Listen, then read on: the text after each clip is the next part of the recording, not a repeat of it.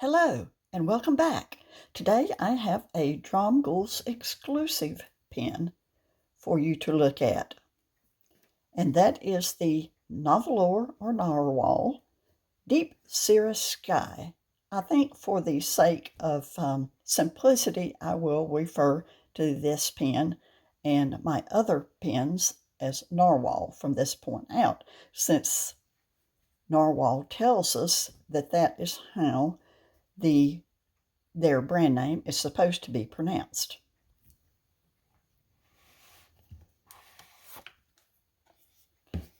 First of all, we have the warranty card and filling instructions. And then we have the pen.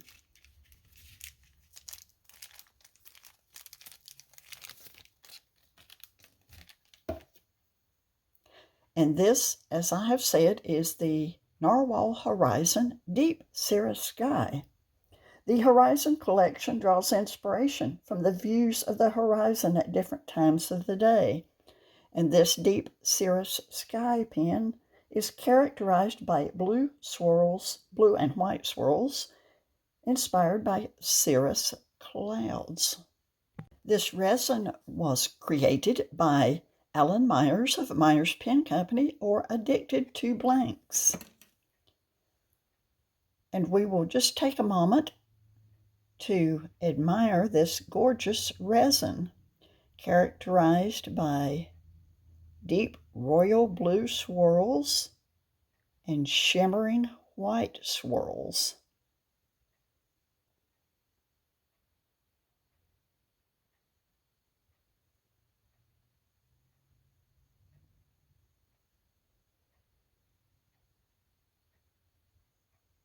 Now we will take a look at the parts of the pen. I will bring in a Narwhal Voyage pen for comparison. The Voyage models are basically the same as the Nautilus models, except that they lack the porthole ink windows. And right away, you will see some obvious differences, primarily in the shape, as the Nautilus or Voyage model has the rounded ends, whereas the Horizon model is a more traditional cigar shape. The Horizon model cap is topped with a metal dome, which the Voyage or Nautilus models also have, but it's less noticeable on the Voyage model. The clips are different also. The Horizon clip is a quite stiff sword-shaped clip. We'll also see a difference in the cap bands, with the Horizon model having a much wider cap band with the wavy design on the lower end of it. Both pens have a generous ink window. The Horizon model has a well-integrated gold accent ring alongside the ink window.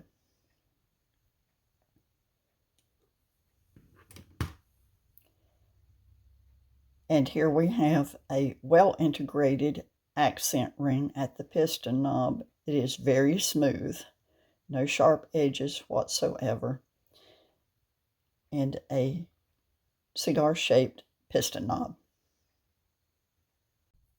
The cap comes off in 2.5 turns, and we get a better look at the nib, the grip section, and this nice clear ink window. Narwhal creates its own in-house nibs, and we have here a rose gold colored 1.1 millimeter stub nib with a plastic feed.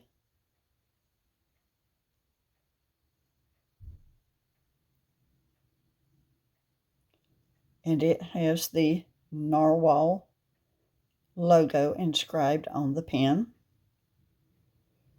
And then here we have the grip section, and right away we see a difference in that the section threads are located at the nib end of the section, with the voyage pins, the threads are located towards the ink window, which is the design we are most used to. The resin on that grip section is very attractive.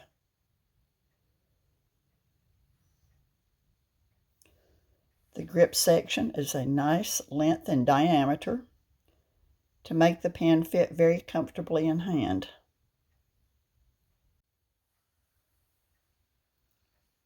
The stainless steel nib comes in fine, medium, broad, double broad, and stub sizes. This is a piston filler pen.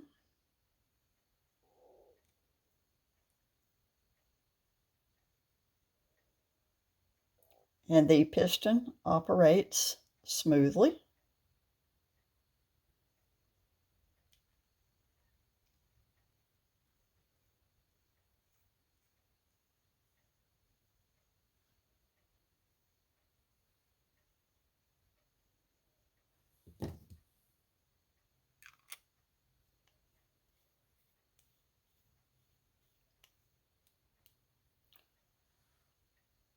The curved metal cap band represents the waves of the ocean, and the collection strives for the perfect balance between modern creativity and cherished classic.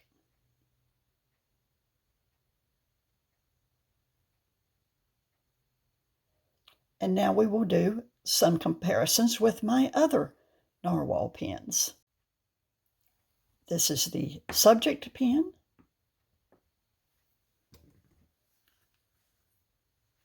And this is a Voyage Miami.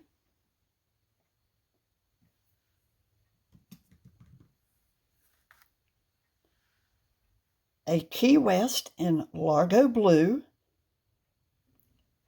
The Voyage Miami is also a piston filler, whereas the Key West is a cartridge converter pen.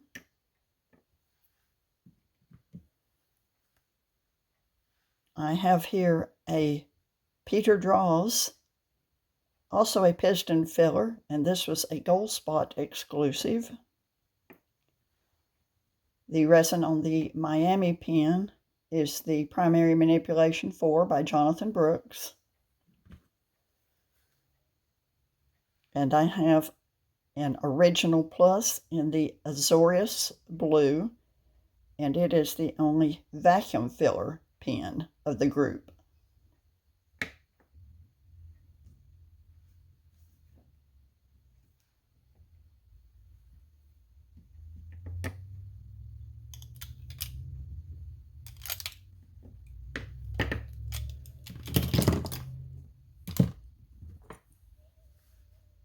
Here I have another Nautilus design or voyage design, however you want to look at it. This was a pen that was exclusive to Limited Pens Korea. It was called the Mystical Mermaid in Violet, and the resin is by Turnt Pen Co. It is also a piston filler. Then we have the Narwhal Voyage Tromso.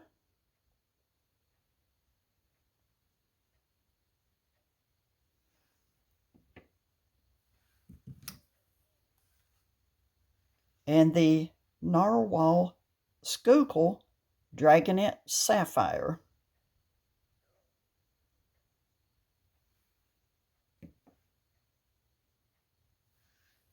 Here we see the pens uncapped, and you will notice that the Horizon pen is marginally longer than the Voyage model, with the Original Plus and the Schuylkill pens coming in at second place for length, with the Key West being the smallest of the pens. I will do a closer comparison of the two most popular narwhal models, which is the Horizon, at this time, is the Horizon and the Voyage or Nautilus style. As I previously said, the Horizon is very marginally longer, and I feel that the Voyage or Nautilus model is a larger diameter pen, and I don't know if that is because of the piston knob shape, that it's kind of an optical illusion that the pen is larger. I don't have calipers to measure, but to me, the Voyage and Nautilus models do seem to be a more girthy pen. As to the grip section,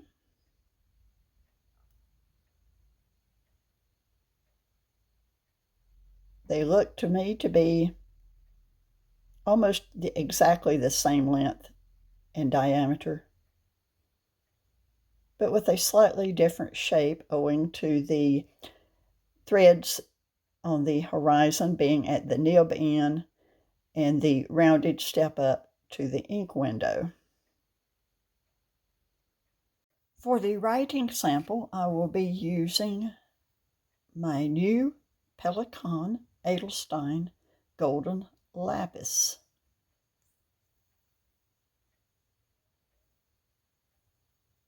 This is an ink swatch that I just made on the Wearing Gold ink swatch card. When I first laid the ink down, I was not impressed, but it seems that the ink needs to dry a little bit for that shimmer to come out.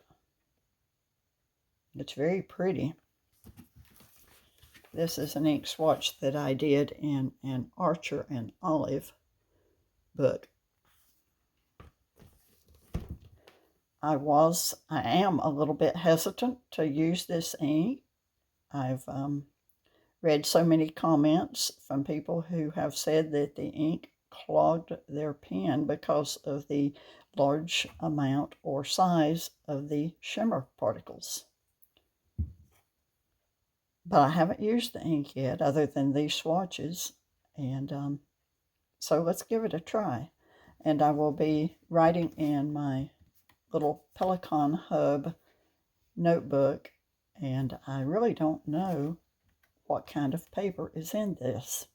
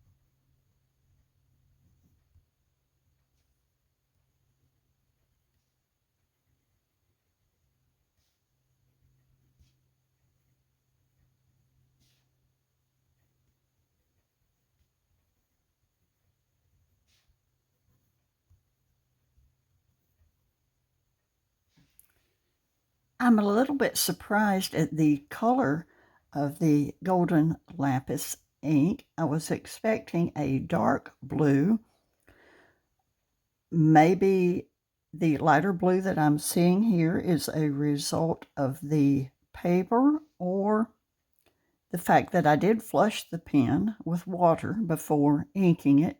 So maybe there is still some water in the pen barrel and the ink chamber. I do see the golden shimmer beginning to come out as the ink dries, but I was expecting a darker blue. I will have to try it on some different kinds of papers to see if I get the same color on every paper. As for this nib, it's writing very smoothly. Oh, we have a hard start there. That may have been from not having the pen capped. We have nice downstrokes, nice strokes from right to left and left to right, thinner strokes as you would expect with a stub nib, and broader upstrokes.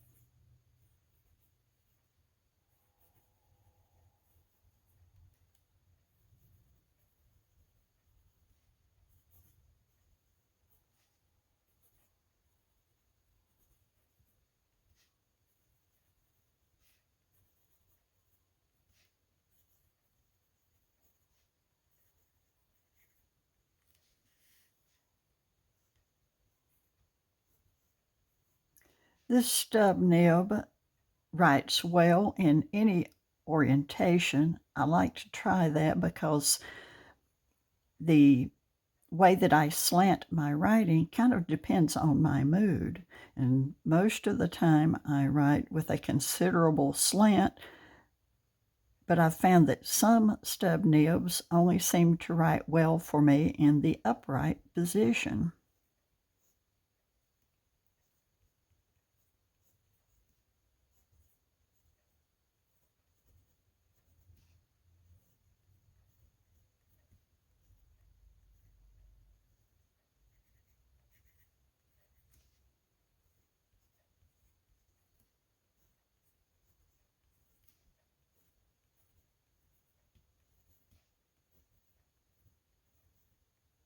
But this pen seems to write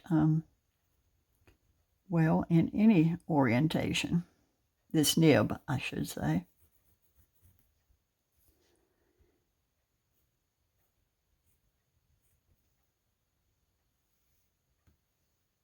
The cap does post.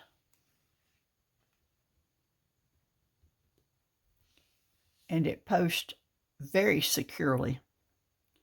But it seriously backweights the pen, and it sits right on top of that piston knob, so I will not be posting my cap. In conclusion, Narwhal does an outstanding job in the turning and polishing of their pen blanks, Whoever turns the blanks seems to be able to bring out the best qualities in the resin blanks, and the polishing is superb. The nibs are uniformly smooth. Narwhal nibs are not outstanding in any way, but I appreciate that they are in-house nibs. Fit and finish on the pen barrel is very good with the well-integrated accent rings and cap bands. And the piston assembly draws ink well and smoothly. I am aware of some issues with Narwhal pens where the piston assembly has not been properly tightened and the piston rod comes out the back of the pen barrel. This happened to me with my Voyage model pen. I was able to replace the assembly with a narwhal wrench, and with the help of some piston grease that was supplied with a TWSBI pen. But I wish that this type of occurrence wasn't something that we might have to deal with. Finally, it is a beautiful pen and is available exclusively from Dromgoole'S. The cost is $168 US, although my pen was purchased at a discount for Fountain Pen Day. With the Thanksgiving, Black Friday sales, and pre-Christmas sales coming up, maybe Dromgoole'S will offer more discounts. I hope you enjoyed my presentation of the Narwhal Deep Cirrus Sky.